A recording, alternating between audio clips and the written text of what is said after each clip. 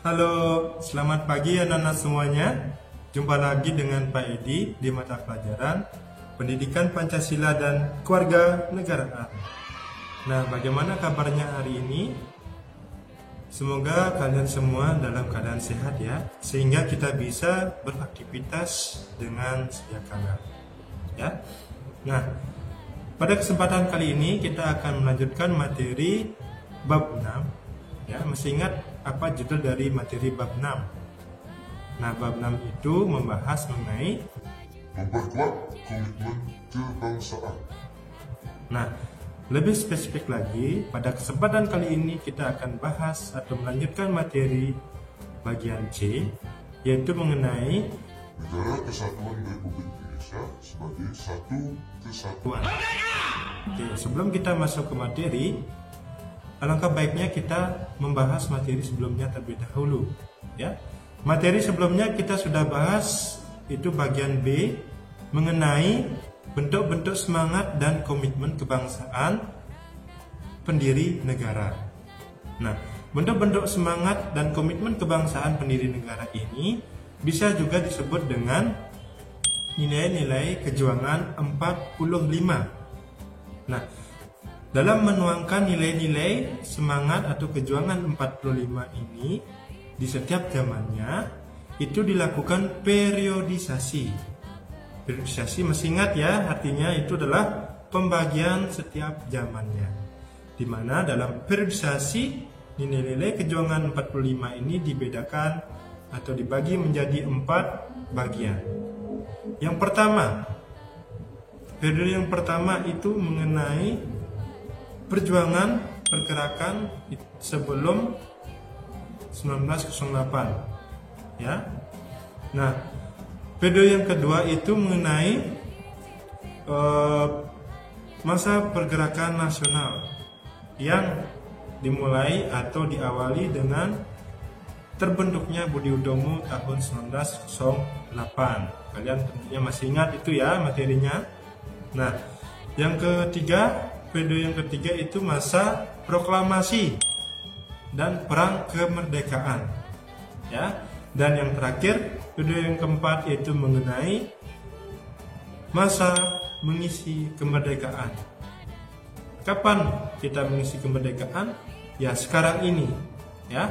Kita harus bisa mengisi kemerdekaan ini dengan hal-hal yang positif, tentunya dengan bisa bermanfaat bagi orang lain dan juga bisa bermanfaat untuk kemajuan negara Indonesia. Oke, itu materi sebelumnya ya. Materi yang kita akan bahas pada kesempatan kali ini yaitu mengenai Negara Kesatuan Republik Indonesia sebagai satu kesatuan. Ya, apa saja satu kesatuan tersebut? Mari kita simak video berikut ini sampai akhir ya anak-anak ya. Tetap semangat.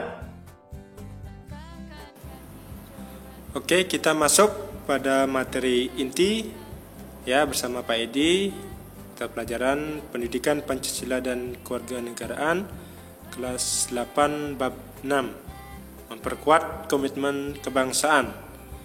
Yang kita bahas hari ini yaitu bagian C, Negara Kesatuan Republik Indonesia sebagai satu kesatuan ya. Anak bisa lihat bukunya di halaman 139 ya, buku paketnya.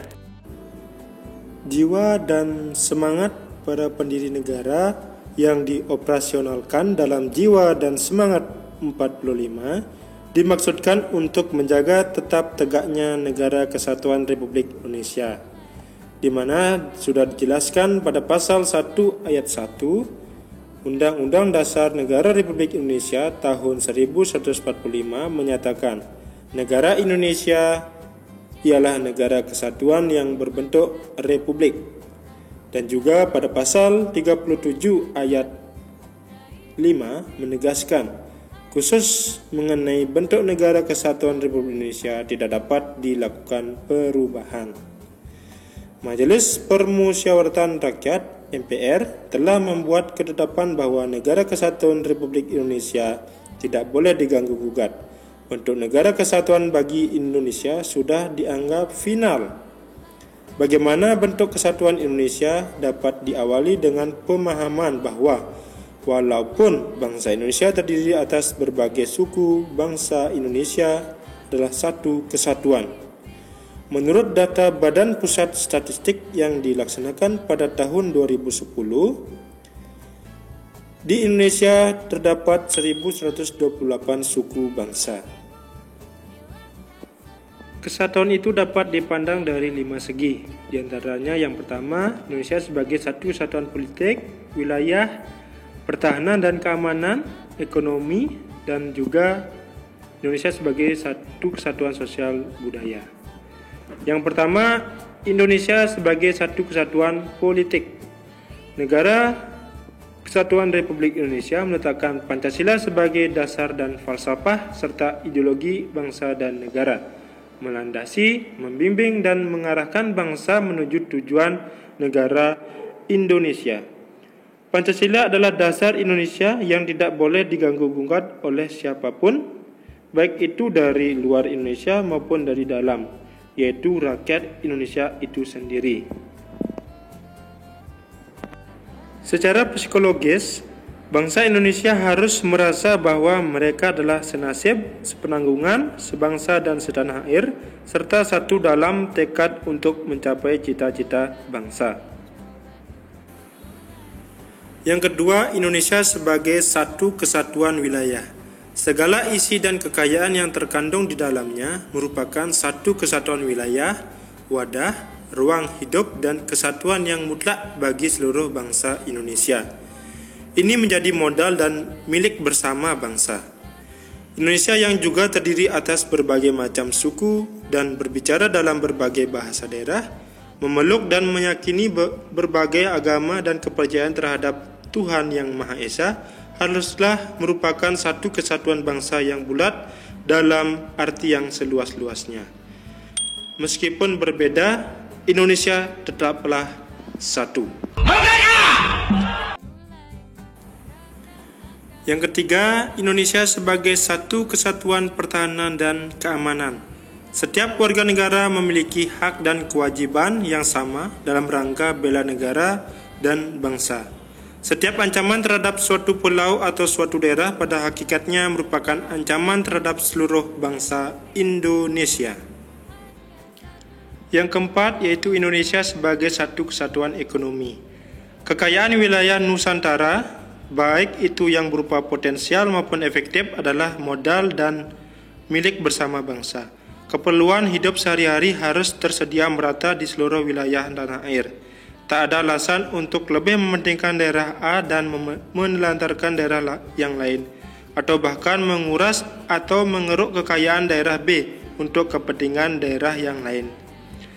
Tingkat perkembangan ekonomi harus merata dan seimbang di seluruh daerah, tanpa meninggalkan ciri-ciri khas yang dimiliki oleh daerah-daerah dalam pengembangan kehidupan ekonominya. Yang terakhir, yaitu yang kelima, Indonesia sebagai satu kesatuan sosial dan budaya. Masyarakat Indonesia seluruhnya adalah satu. Kehidupan bangsa harus merupakan kehidupan yang serasi dengan terdapatnya tingkat kemajuan masyarakat yang sama, merata dan seimbang, serta adanya keselarasan kehidupan yang sesuai dengan kemajuan bangsa. Budaya Indonesia pada hakikatnya adalah satu, sedangkan keragaman yang ada di alamnya menggambarkan kekayaan budaya bangsa yang menjadi modal dan landasan pengembangan budaya nasional. Nah, perlu kalian ketahui ya anak-anak, khusus mengenai wilayah Indonesia dari Sabang sampai Merauke ini, sejarah mencatat pada tanggal 13 Desember 1957, pemerintah Indonesia mengeluarkan Deklarasi Juanda. Apa yang dimaksud dengan Deklarasi Juanda? Nah, deklarasi ini menyatakan bahwa segala perairan di sekitar, di antara, dan yang menghubungkan pulau-pulau yang termasuk dalam daratan Republik Indonesia dengan tidak memandang luas atau lebarnya adalah bagian yang wajar dari wilayah daratan negara Republik Indonesia, dan dengan demikian merupakan bagian daripada perairan pedalaman atau perairan nasional yang berada di bawah kedaulatan negara Republik Indonesia. Penentuan batas laut 12 mil yang diukur dari garis-garis yang menghubungkan titik terluar pada pulau-pulau negara Republik Indonesia akan ditentukan dengan undang-undang. Nah, kalau anak-anak tidak sempat mencatatnya, anak-anak bisa lihat buku paketnya halaman 140. Di sana ada isi dari deklarasi Juanda, ya. Ini sangat penting anak-anak untuk kita ketahui bersama, ya, khusus mengenai wilayah Indonesia. Seperti itu. Oke, kesimpulan dari materi bagian 3 yaitu Negara Kesatuan Republik Indonesia sebagai satu kesatuan itu bisa dipandang menjadi 5 segi. Nah, 5 segi itu diantaranya yang pertama, Indonesia sebagai satu kesatuan politik. Ya, yang kedua, Indonesia sebagai satu kesatuan wilayah.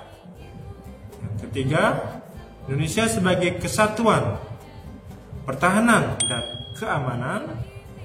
Yang keempat, Indonesia sebagai satu kesatuan ekonomi. Dan yang terakhir, Indonesia sebagai kesatuan sosial dan budaya. Nah, khusus mengenai wilayah Indonesia, pemerintah Indonesia mengeluarkan deklarasi Juanda pada tanggal 13 Desember 1957. Nah, Pak Edi harapkan isi dari deklarasi Juanda ini anak-anak sudah membacanya, ya, sudah paham mengenai deklarasi Juanda ini, yang pada intinya yaitu penentuan batas laut 12 mil yang diukur melalui garis-garis yang menghubungkan titik terluar dari pulau-pulau yang berada di negara Republik Indonesia. Itu inti, ya, bisa dikatakan inti dari deklarasi Juanda ini.